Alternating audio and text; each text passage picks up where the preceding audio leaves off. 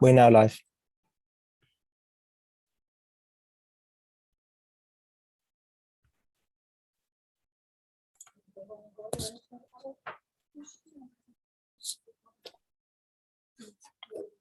We're now live.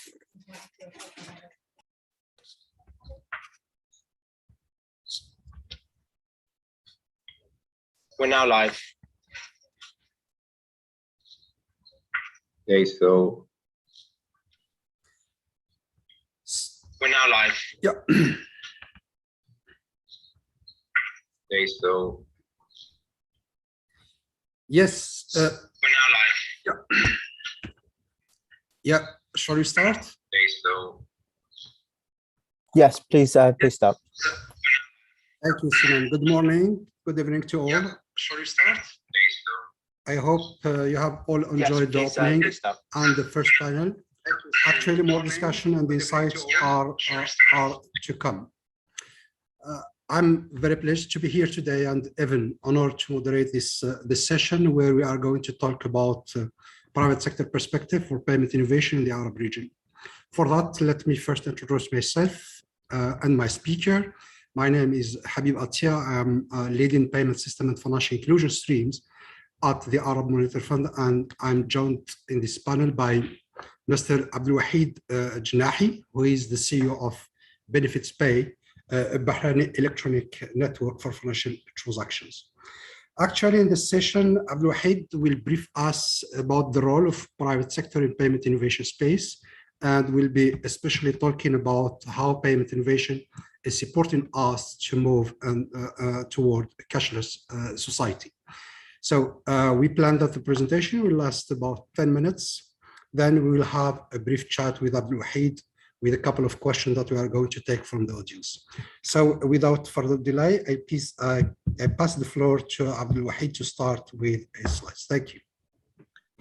thank you very much, Mr. Habib, for the introduction. And I want first of all to thank the Arab Monetary Fund, as well as the organizer, for giving us the opportunity to share, with the attendees and the participant some experience of what the benefit company done, and its impact on the cashless society, particularly in Bahrain.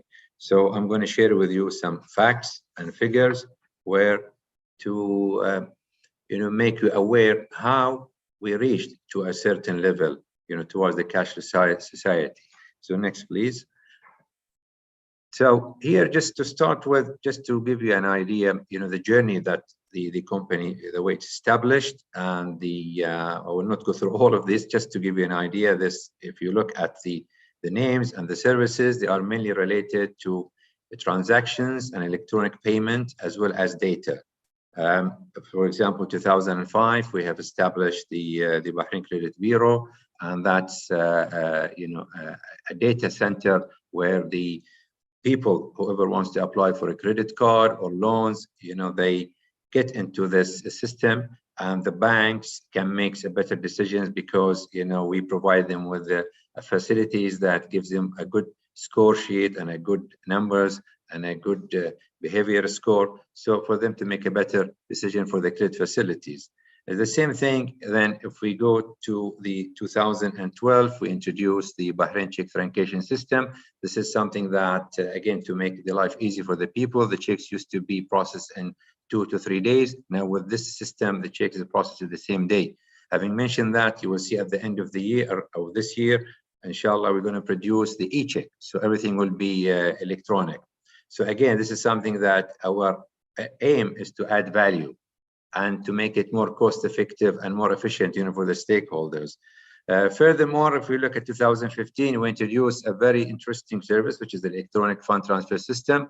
And this is mainly related to the money transfer and the payment instantly and electronically. Again, this is something that also I'm going to highlight more as I move on with my presentation. In 2017, we introduced an e-national wallet, and this is the way we look at it. This is where we reach to a stage we want to make it like a lifestyle and make the life easy for the people in terms of using the money, in terms of the transferring the money, and in terms even, to use it for the purchase purposes. And in 2019, we introduced the national eKYC, and which is again something that we arranged with the financial institutions, where they can use it, for having a correct data. Again, it will help them also, to make a better decision because the data is correct and clean. And it comes from the main source. And in 2021, as I mentioned earlier, we're going to introduce within 2 weeks or 10 days, we're going to introduce the e-check, the electronic checks, as well as the PKI, and along with the certificate authority system, and will be the TSP, so the trusted party service that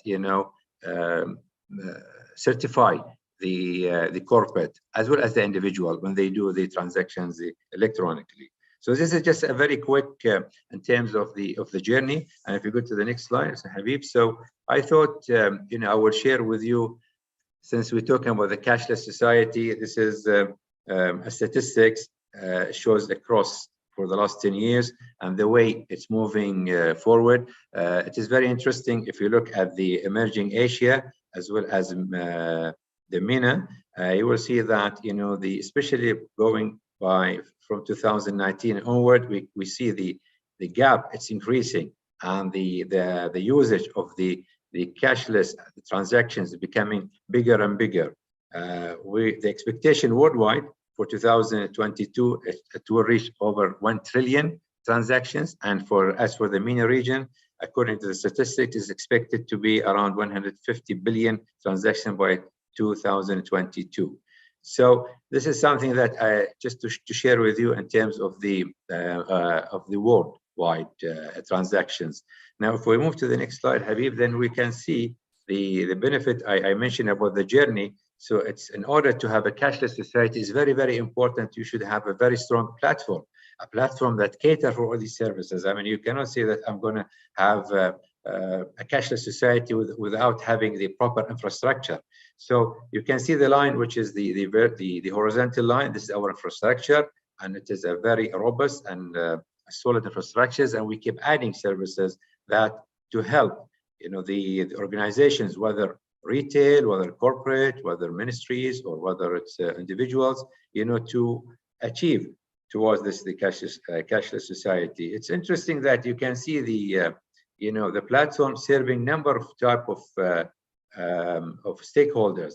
It started as a banks, financial institutions, but nowadays you can see it's a corporate, government, SMEs, PSPs, the payment service provider, the non-financial institutions. So it's the horizon of the service that we provide. It went serving the whole, I would say, Bahrain, and serving number of industries. So it's financial and non-financial. So this is, if we talk in general about our ecosystem. In terms of if I go to the next slide, in terms just to show or to share with you what are the key, if we go to the next slide, Mr. Habib, Mr. Habib, if you go to the next slide, please. Yes, okay. What made us, or what helped us to move towards the cashless society? There are four key drivers. The first one is the national plan, okay, and strategic directions. So the financial sector in Bahrain is one of the most important sector in the national economy, and therefore we have developed multiple strategies and a plan that goes within line with the cashless society and digital payment empowerment. For example, the Central Bank of Bahrain are focusing now to make Bahrain as a financial or as a fintech hub in terms of the size and in terms of the region.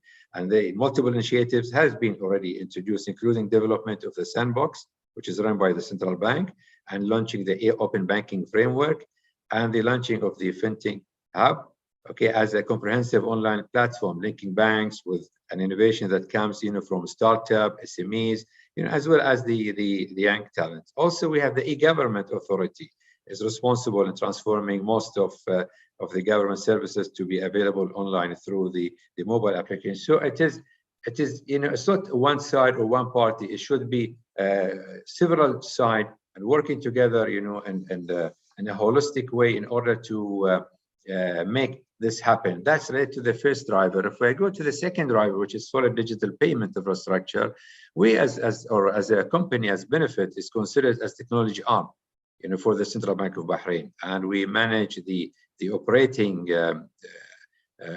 system as well as the national financial network. We obviously, as the company, we invest a lot in the technology, okay, in order to maximize or to make assurance in terms of the reliability and security, for the online transactions and financial sector. So Benefit today, it may consider the way we are being considered as a company, it is the national digital payment infrastructure. We've been looked at like we are in charge of the electronic payment infrastructure. In terms of the third one, which is innovation in your hand, always it's the idea to make use of whatever is available in the on the system. And so, you don't have to go to be so creative. One of the things that we have done here in Bahrain, the mobile penetration is very high. We have over 2 million subscribers, which is according to the size, it's considered really high because you consider the size of Bahrain, population of 1.5 million people. So 2 million, it is something which is even more than the population. Such high rate mobile usage has a direct impact on society toward technology adoption. So therefore, at Benefit, the decision has been taken to make utilization of this big number of the mobile holders. So what we have done, okay, we used all our infrastructure and we established e-national wallet, which is the Benefit Pay. So it's something that is already available, but we made it a little bit simpler and we introduced it on the mobile, because nowadays the mobile, it's in the hand of everybody. So the customer or the people, they like to have everything in one, which is the mobile. So we have converted all the services that relate to the fund transfer, to the bill payment, to be available on this new channel, which is, I mentioned, Benefit Pay. Now, this Benefit Pay that you see, by the way, okay, it's been developed and established introduced by the Benefit company. However, this is also as a result of a lot of user experience, a lot of feedback, a lot of customer, experience, a lot of feedback from the customer. So, because at the end of the day, what you want to deliver something that suits, the people. And this is, in fact, what's been done. And the third or the fourth one, in terms of the culture, that helped as well, because 53% of the population in Bahrain, they are between the age of 20 to 45. And this is something that really helped accepting this kind of gadgets. And we witnessed that, in fact, there's a huge demand for the online services, across all segments, among different generations as well. And especially, with the COVID and the pandemic, that helped also, to speed up this kind of the services. Now, move to the next, Habib. Okay, so here, just to share with you now, the pillars that we are working on there are two pillars. One of them is the Benefit Plus, as you can see, on the wheel, and that when we talk about Benefit Plus, it is something that it has a number of services. Okay, now those number of services, it's linked to the segments, and you can see. So there are those 5 segments. Okay, now. This is where, again, if you look at the services around, this is something that you want to make it convenient. You want to make it something simple and fast for the customer. And this is where, the direction was. Another pillar, which is a data, or we call it the Data Plus, which is related to the credit bureau and the AKYC. If we move to the next slide, because of the time. Now, I want to focus a little bit on the e-wallet or the e-national wallet, because it had a great impact on the public here, even on the corporate and the commercial side. Now, nowadays we have around 700,000 users, okay, and the transactions that happen instantly, the average is 15 seconds, but actually it's less than 15 seconds. We're talking about 6 to 7 seconds, whenever any payment is take place, or even the money transfer takes place. And this, by the way, the key success factor of this, the benefit pay, is using the mobile number. So whatever transactions you do, use your mobile number. So this is something that really helped, to speed up the adoption with our customers here in Bahrain.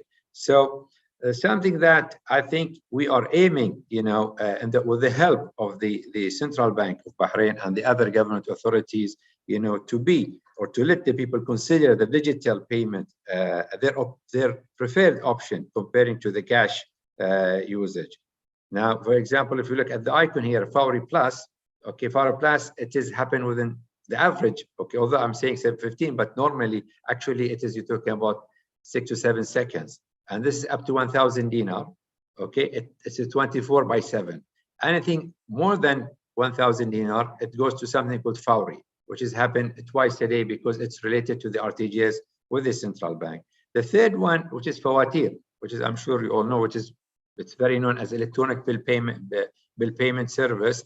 And this is mainly related to the fees, to pay the fees related to the electricity bill, the mobiles, the school fees, real estate, anything that to do with the fees, the kindergarten, the hospitals. So Fawatir, it is something that also it's very used heavily here, in the country, in Bahrain. Now, other services also, so we don't see it here. We also introduced the Tap and Go, which can be used locally and regionally, okay? Because we are also a member and part of Visa and MasterCard. And this is where I want to thank them, because this will allow us, to use the e-wallet, abroad, anywhere in the country to pay the Tap and Go. Huh? Do you hear me? Because somebody told me that it's yeah. Okay. We can hear you. Okay, you can hear. Okay. So very quickly now, one of the also interesting thing that we introduced, it's related to the petrol station. Nowadays, you can a person can go to the petrol station, sitting in his car. He doesn't need to get off the car, and sitting there using the geo location app. And you just park your car and you put the petrol, okay, and then you receive the message and you just approve the payment and you drive without even getting off the car. So again, this is now, if we talk about the petrol, if we go to the next slide, Habib. Now, if we talk to the petrol station, it was introduced in May 2020, and we have around 6.2 million transactions, which is considered, again, it's a good pickup, and it's becoming more and more. But the most interesting thing, if you look at the numbers in terms of benefit pay cashless contribution, 2019 it was 963 million, and the jump, you can see the jump, which has happened in 2020 to 6 billion. And okay, somebody will argue that the COVID and the pandemic was also part of the reason that helped us to move to that kind of a number. But again, the number is increasing. Now, if you look at the 2021 up to September, the number increased to 9.2 billion US dollars. So again, this is really just to show you how the benefit pay contribute to the cashless society. One of the last presentation, of my last slide, just to share with you, if we go to the next one, this is something that there's a guy who sells cold water in a cooling boxes, and he just left the box there unattended, and he just put his mobile number, and he just put like, okay, if you want to pick up a bottle, then you pay 100 fils and send it to my number, or my mobile number, 100 fils, which is equal to 27 cents. So this is something just to share with you. Even in terms of the cashless, we contributed not only at the corporate level, not even at the the individual level. It's at all levels. So with that, I think I hope I managed to cover very quickly our experience toward the cashless society. And again, I want to thank you for giving us this opportunity. And I am back to you, Habib or Sinan, please. Thank you, Abdul Wahid. We lost Habib due to him having to connect to another panel, but we'd like to announce to everyone that's currently listening that you can, of course, rewatch this presentation online on our demand page on OMFIF or on YouTube. And once again, we'd like to thank you, Mr. Abdul Wahid, for doing this presentation for us, and we look forward to working with you guys in the future. Thank you. Thank you very much. Thank you. Have a nice day. Thank you. Bye-bye. ما في أحد